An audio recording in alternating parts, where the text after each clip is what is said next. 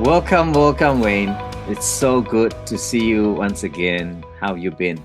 Yes, really good to see you again. It's been good. Yeah, I missed seeing you and being in class. It's been a long time, but Definitely. We did a bit of that pre-show kind of catch up and heard so many good things. Just want to take you back to that place of you just starting your coaching journey. Probably, I don't know, 3, 4 years ago now, kind of thing. mm, Tell us a little bit about that decision on why getting your feet mm, wet into coaching at that point of time. mm.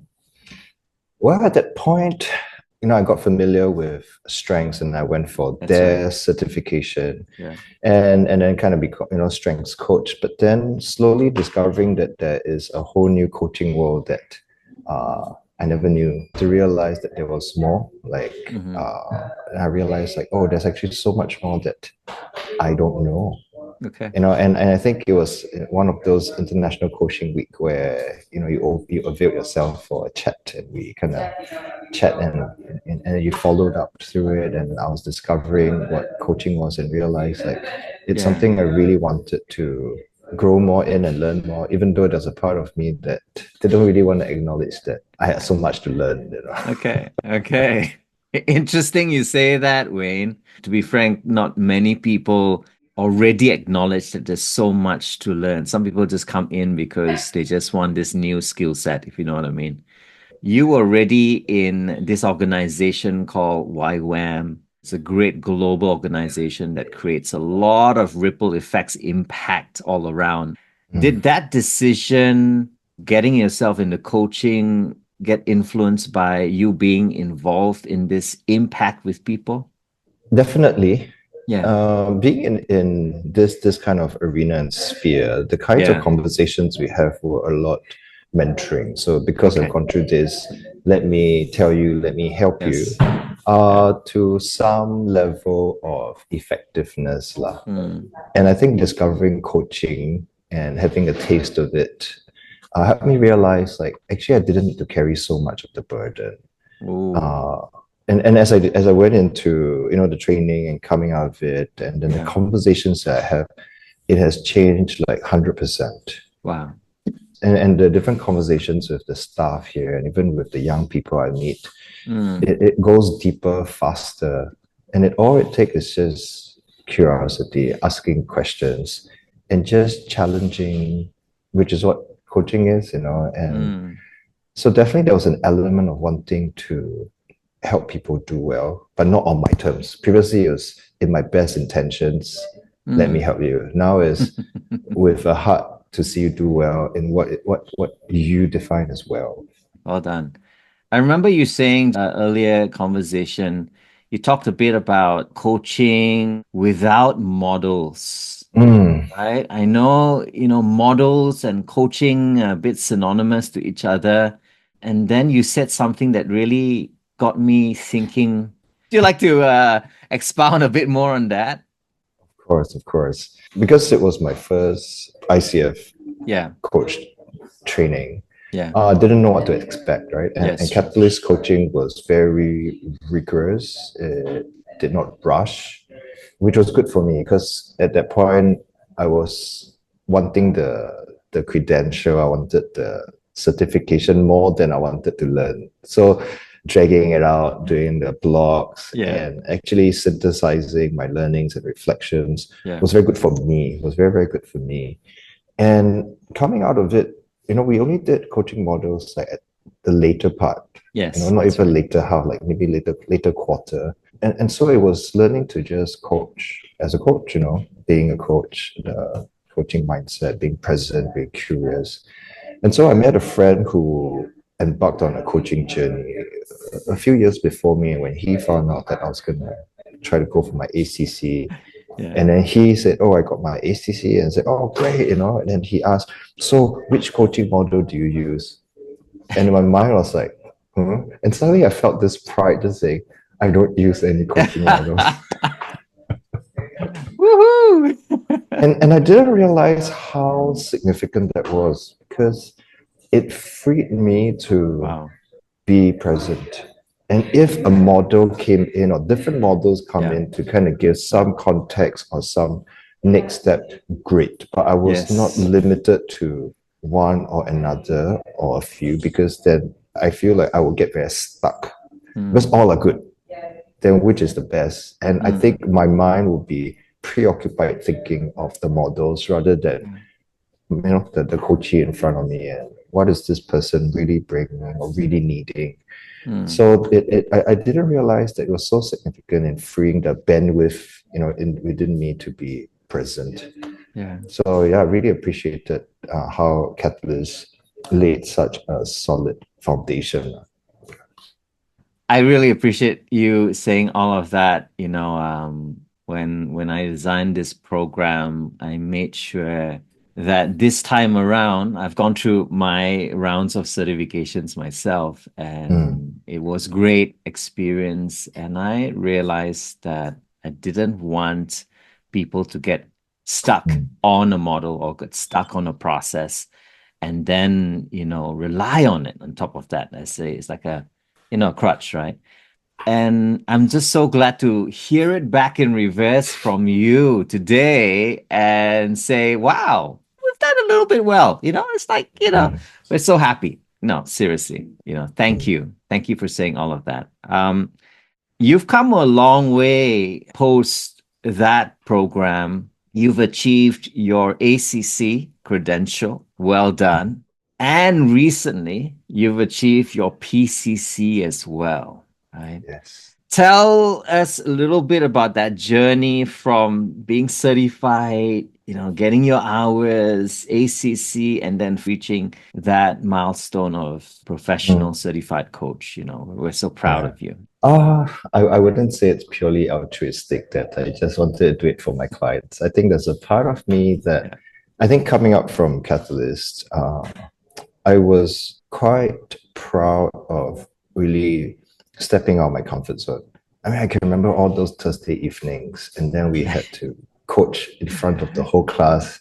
Yeah. And then I remember getting stuck or just being so frantic inside and getting stuck in that the feedback was painful but real. But there's a part of me that did not settle and Mm. go into like condemnation and go, wait, Yeah. you see, you're like that, you cannot change, but rising to the challenge to overcome. So I think that motivated me to see, and at the same time with home front, with work, and then with different ministries to churches and youth Yeah. groups, to challenge myself. Am I able to steward and use time meaningfully? Mm. Because the alternative would be just resting, watching Netflix, scrolling social media. And I think a part of me was really looking to see if, have I really grown and matured as a person? Wow. So going into the process of getting the ACC, preparing for it, and going through different other trainings from Catalyst was very good exposure to see different Mm. perspectives, Mm. different coaching styles, That's and I right. think there was a part that, I mean, of course, the comfort of let's do everything the same is always there. But I think the challenge is, but it's also a risk. If I do something different, will I fail or will I do well? And I think growing up in the situation that I did in a very conservative, very high shame, high punishment background, Yeah. there's a tendency to want to just stay safe. I was thinking to myself, like, I've come so far. Why not just do a little bit more? So jumping into level two with a whole bunch of international students, classmates, new coach trainers, and all that, it was eye-opening. And I think preparing for the credentialing exams were particularly challenging because there's so many words Mm. and the answers are so close, so nuanced, Yeah. and it's also a system that you cannot fake through. You either have it or you don't. And as I look at this journey, I mean, I have to say it again. I think if not for the foundation that Catalyst laid for me, uh, I will probably try to wing it all the time. Wow. But what I found was coming back to the foundation and resting on it and go, okay, actually, I got the basics, so I don't need to be so frantic.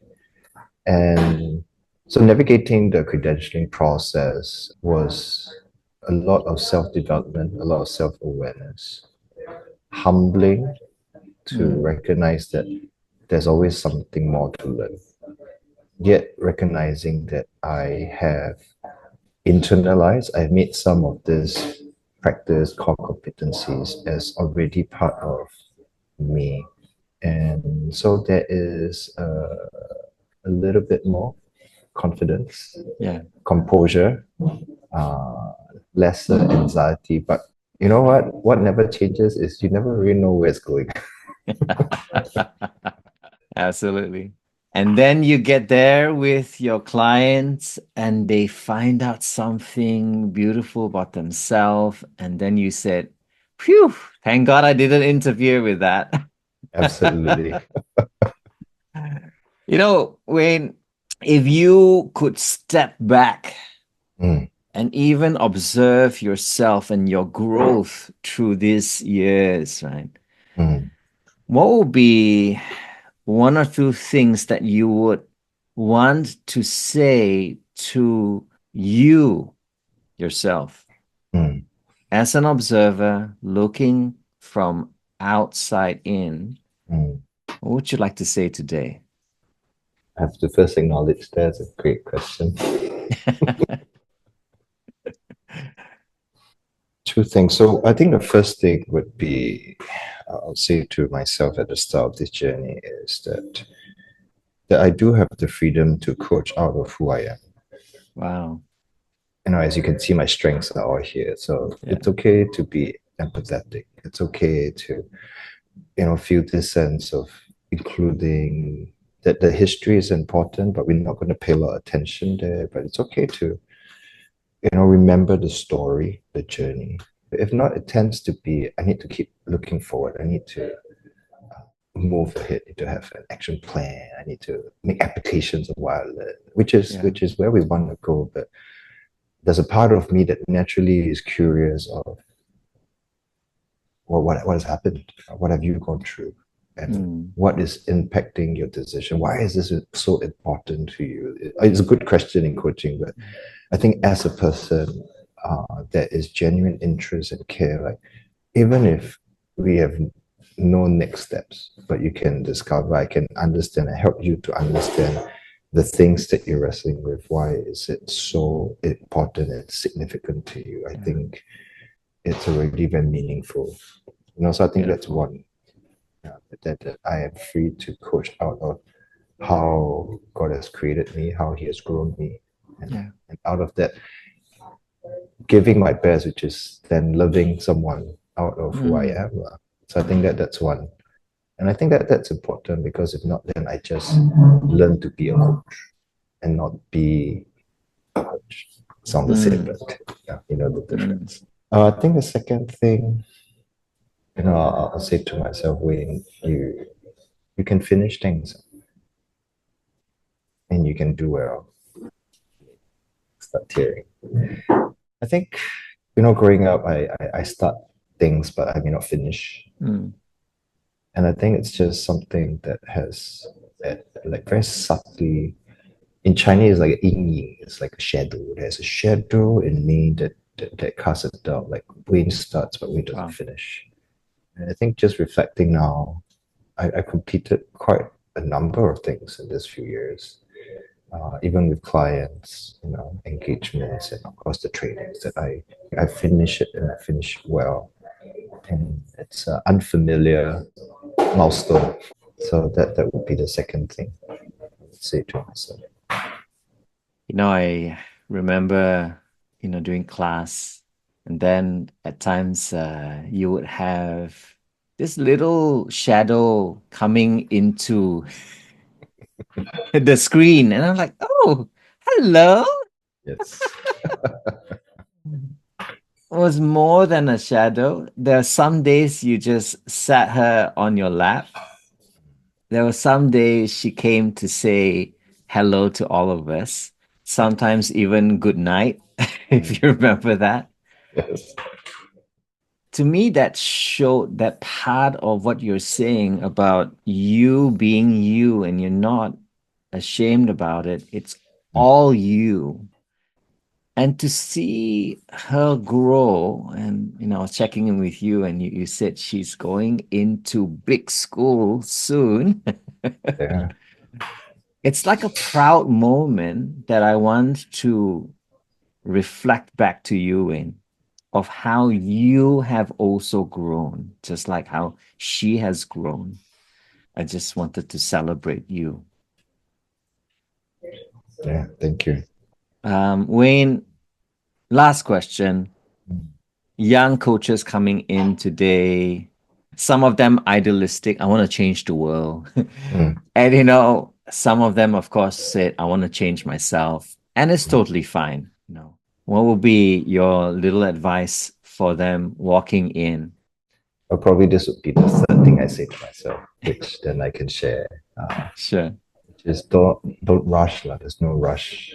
Mm, I feel like the intention of changing the world, changing yourself, great as it is, we all have great aspirations. yeah. But rushing there, and I caught this myself many times. I may get somewhere, but I lose out on the details of the journey, Mm, and we will get there. So there's a saying like to go slow to go fast. mm, Sometimes, and especially in coaching, it is kind of counter where if I can bring my client there, if only I can get it there, then we're done. yeah.